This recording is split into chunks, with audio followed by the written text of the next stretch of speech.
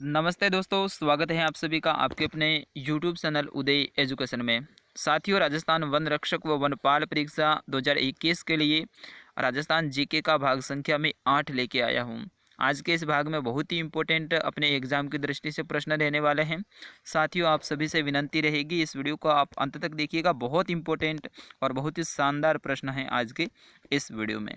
साथियों, वीडियो की शुरुआत करूं उससे पहले मैं आपको बताना चाहूँगा, वीडियो के एंड में मैं आपसे एक प्रश्न पूछता हूं जिसका आंसर आप सभी को देना होता है वीडियो के कमेंट बॉक्स में।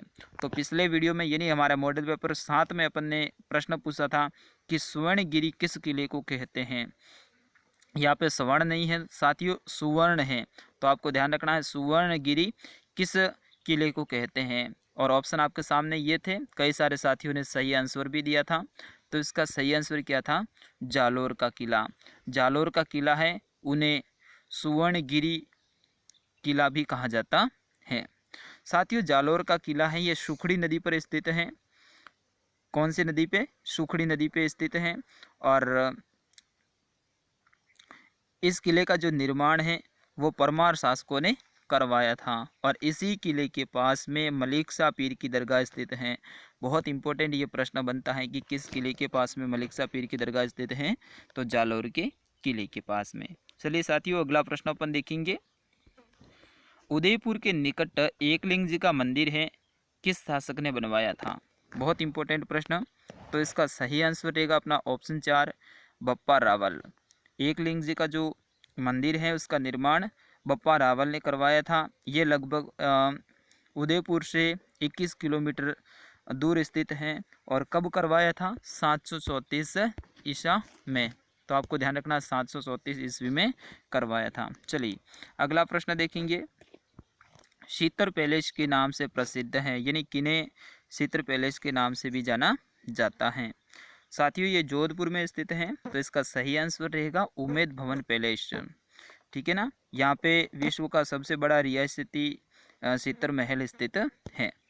चलिए अगला प्रश्न है कि प्रसिद्ध गीत गोविंद चित्र किस शैली का है? गीत गोविंद है ये कौन सी शैली से संबंधित है, ये अपन को बताना है। बहुत इंपॉर्टेंट ये प्रश्न है। साथियों, आप सभी से विनंती रहेगी आप ज़्यादा से ज़्यादा इस वीडियो को लाइक करें जितने भी देख रहे हैं, ताकि आपका लाइक है वो मेरे लिए मोटिवेशन का कार्य कर सके और आने वाले समय में मैं इससे भी बेहतर आपके लिए वीडियो लेकर आता रहूं। तो इसका सही आंसर रहेगा अपना ऑप्शन 1, यानी गीत गोविंद चित्र हैं ये मेवाड़ शैली से संबंधित हैं। अगर आपसे पूछ लिया जाए कि मूमल चित्र है, कौन सा? मूमल। तो ये कौन सी शैली से संबंधित हैं? तो मूमल है साथियों ये जैसलमेर की है। ठीक है ना। मूमल और महेंद्रा की प्रेम कहानी आपने सुनी हो तो ये मूमल हैं, ये जैसलमेर से संबंधित है। चलिए साथियों, अगला प्रश्न देखेंगे कि मारवाड़ी भाषा का विशुद्ध रूप कहाँ दृष्टिगत होता है? तो इसका सही आंसर रहेगा जोधपुर और उसके समीपवर्ती क्षेत्रों में, ऑप्शन 3। चलिए अगला प्रश्न अपन देखेंगे। पीथल द्वारा डिंगल भाषा में लिखे गए ग्रंथ हैं। पीथल दोस्तों, पीथल किसे कहा जाता है? पाथल महाराणा प्रताप को कहा जाता है। और पीथल है दोस्तों पृथ्वीराज राठौड़ को कहा जाता है। ध्यान रखना है पृथ्वीराज राठौड़ एक कवि थे, अकबर के दरबारी कवि थे तथा संस्कृत, डिंगल, पिंगल, ज्योतिष, युद्ध कला आदि के प्रमुख ज्ञाता भी थे। ये भी आपको ध्यान रखना है। इन्होंने साहित्य में काफ़ी अच्छा योगदान रहा है, इसीलिए इन्हें साहित्य जगत में पीथल कहा जाता है। तो इसका सही आंसर रहेगा गंगा लहरी भी इनकी है और बेली कृष्ण रुक्मणी भी इसकी हैं। तो इनका सही आंसर रहेगा अपना ऑप्शन 4। और इनके साथ में पीथल है, इनकी रचनाएं आपको याद रखनी है, यानी पृथ्वीराज राठौड़ की वेली रुक्मणी किशन, ये तो मैंने अभी आपको बताया। ठाकुर जीरा दुआ ये भी इनकी हैं। गंगा जीरा दुआ ये भी इनकी हैं साथियों। और साथ ही गंगा लहरी ये अभी मैंने बताया आपको, ये भी इनकी हैं। चलिए अगला प्रश्न अपन देखेंगे। बीकानेर के राठौड़ोरी ख्यात के लेखक कौन हैं? बीकानेर के राठौड़ोरी ख्यात साथियों बहुत इंपॉर्टेंट ये कृति है अपने एग्जाम की दृष्टि से। तो इसका सही आंसर रहेगा अपना ऑप्शन 1, यानी दयालदास। दयालदास है, इन्होंने बीकानेर राठौड़ोरी ख्यात लिखी है। और दोस्तों दयालदास है, इन्होंने बीकानेर के महाराजा रतन सिंह है उनके आदेश पर यह लिखा था। ठीक है ना, आपको ध्यान रखना है। अगला प्रश्न देखेंगे, जोधपुर शहर के संस्थापक कौन है? बिल्कुल इजी सा प्रश्न है। 1459 में जोधपुर नगर की स्थापना की है चिड़िया टूक पहाड़ी पर राव जोधा ने। ठीक है ना, राव जोधा राठौड़ वंश के शासक थे और इन्होंने राव जोधा ने ही जोधपुर की स्थापना की थी। और इनके ज्येष्ठ पुत्र यानी बड़े पुत्र हैं राव बीका। ठीक है ना, राव बीका, बीका ने बीकानेर की स्थापना की थी। ये भी ध्यान रखना है, बीकानेर पहले जंगल प्रदेश के नाम से जाना जाता था। जोधपुर का किला है ये चिड़िया टूक पहाड़ी पर स्थित है। जोधपुर के किले की जो नींव है वो करणी माता के हाथों से रखी गई थी। करणी माता के बचपन का नाम क्या था? रिदुबाई था। इनका मंदिर है देशनोक बीकानेर में है। चलिए अगला प्रश्न देखेंगे, राजस्थान माध्यमिक शिक्षा बोर्ड की स्थापना सन 1957 के दिसंबर माह के किस शहर में हुई थी? साथियों प्रश्न में बहुत इंपॉर्टेंट एक प्रश्न अपन को मिल रहा है कि राजस्थान माध्यमिक शिक्षा बोर्ड की स्थापना कब हुई थी। ऐसा प्रश्न आया तो 1957 में दिसंबर महीने में। कहाँ पे हुई थी? अपन सभी को पता है अजमेर में। तो अपना ऑप्शन एक इसका सही आंसर रहेगा। जिसने भी अजमेर बताया है कमेंट बॉक्स में, क्योंकि ये लाइव टेस्ट सीरीज रूप में भी आप ले रहे हैं, तो सही आंसर अजमेर जिसने भी बताया है। अगला प्रश्न है, वह शहर जिसे प्राय राजस्थान की स्वर्ण नगरी के नाम से पुकारा जाता है। मैंने पहले कहा था सुवर्णगिरी, सुवर्णगिरी है वो जालोर के किले को कहते हैं, जबकि स्वर्ण नगरी है ये किसे कहते हैं? जैसलमेर को कहते हैं। तो ऑप्शन 3 इसका सही आंसर रहेगा। दोस्तों जैसलमेर है इनको क्या कहते हैं? स्वर्ण नगरी कहते हैं। और भी 2-3 इनके नाम हैं, आपको ध्यान रखना है। एक तो इसका नाम है झरोखों की नगरी, रेगिस्तान का गुलाब, राजस्थान का अंडमान और हवेलियों की नगरी। ये सारे के सारे जैसलमेर के उपनाम हैं, ये आप ध्यान रखना है। जोधपुर को नीला शहर कहा जाता है, सूर्य नगरी भी कहा जाता है, सन सिटी। ठीक है ना। चलिए अगला प्रश्न है कि राजस्थान में कौन सा स्थान नवदा के उत्पादन के लिए प्रसिद्ध है? नवदा,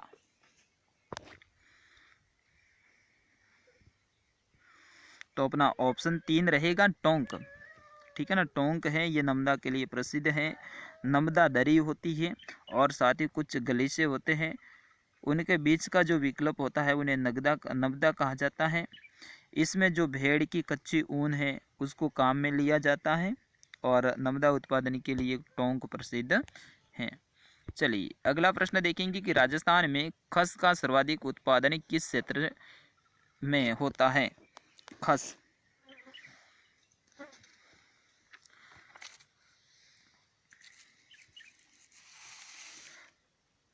तो इसका सही आंसर रहेगा अपना ऑप्शन 1 सवाई माधोपुर, भरतपुर और टोंक में।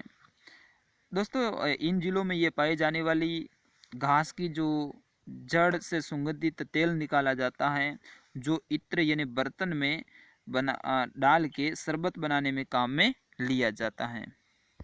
चलिए अगला प्रश्न है, जयपुर जिले में मानपुरा माचेड़ी को विकसित किया गया है, यानी मानपुरा माचेड़ी में क्या विकसित किया गया है? दोस्तों यहाँ पे चमड़ा उद्योग है, तो अपना ऑप्शन 3-2 रहेगा, लेदर चमड़ा कॉम्प्लेक्स के रूप में।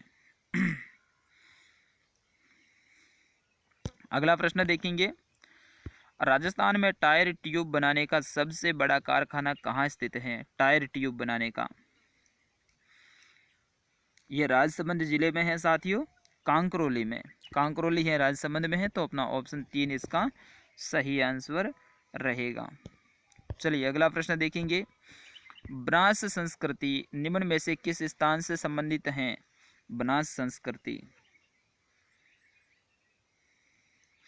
साथियों ये संस्कृति है आहड़ से संबंधित है, तो अपना ऑप्शन 4 इसका सही आंसर रहेगा। बनास नदी घाटी में इसका विकास हुआ था, इसीलिए इसे बनास संस्कृति भी कहा जाता है। बाकी इसका नाम क्या है? आहड़ है। और ये 4000 पुरानी संस्कृति है, 4000 वर्ष पुरानी। यहाँ पे ताम्रयुगीन सभ्यता के भी अवशेष मिले हैं। अगला प्रश्न, तराइन का द्वितीय युद्ध है वो किन किन के बीच में लड़ा गया था?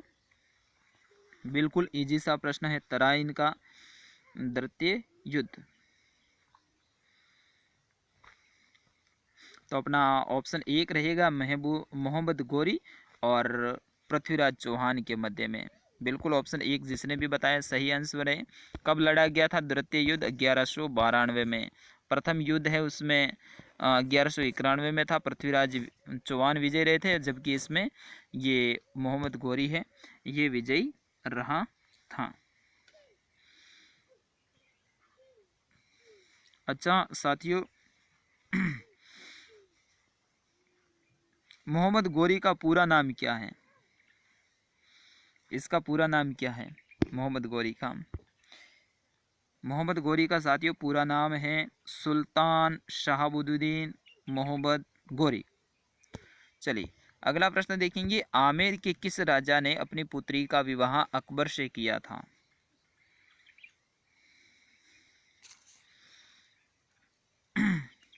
सही आंसर सभी बताएंगे दोस्तों। सही आंसर रहेगा अपना ऑप्शन 1 यानी भारमल।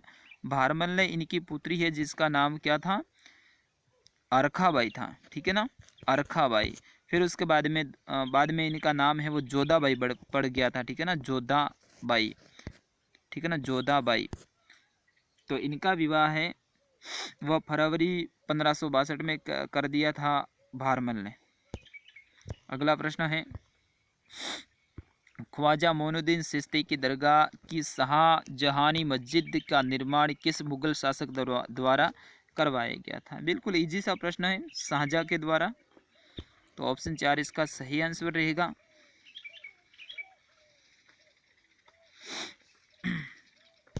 अगला प्रश्न देखेंगे, 1938 ईस्वी में स्थापित मेवाड़ प्रजामंडल का प्रथम अध्यक्ष हैं वो कौन थे? मेवाड़ प्रजामंडल, तो साथियों मेवाड़ प्रजामंडल है इसकी स्थापना कब हुई थी? 1938 में। बिल्कुल बलवंत सिंह मेहता प्रथम अध्यक्ष थे। इसकी स्थापना है वो अप्रैल के महीने में हुई थी और सन पूछा जाए तो 1938 में।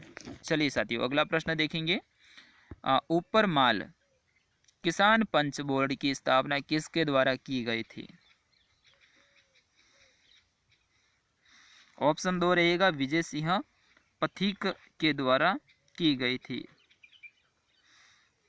दोस्तों बिजोलिया किसान आंदोलन के समय ही विजय सिंह पथिक ने 1917 में ऊपरमाल पंच बोर्ड की स्थापना की थी।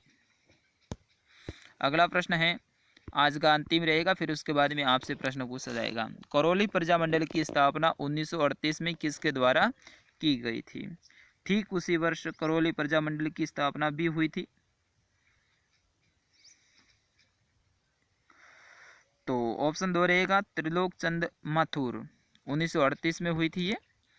ऑप्शन 2 इसका सही आंसर।